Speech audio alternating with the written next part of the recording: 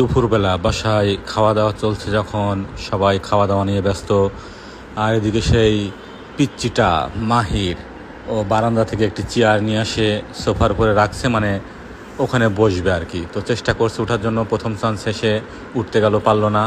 পরে এদিকে এসে রাইদের সহযোগী হয়তো চাইছে, রাইদকে ডাকতে গেল, কিন্তু রাইদকে ডাকতে গিয়ে সে আরও একটি টুল নিয়ে চলে আসছে। টুল নিয়ে এসে এখন সে হয়তো এই টুলের উপরে সহযোগিতায় উঠবে উপরে, এরকমই মনে হচ্ছে। তো না, সে টুলটা রেখে উঠে পড়লো ওখানে।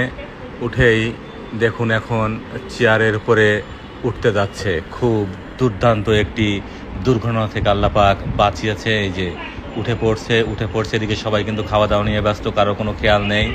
দেখতে থাকুন। আর এদিকে ওর ছোট দাদি দেখে বলছে, আরে ক্যাচ! চমৎকার দৌড় দিয়ে ধরে ফেললো মাহিরকে, কোনো রকমের আউট হতে দিল না।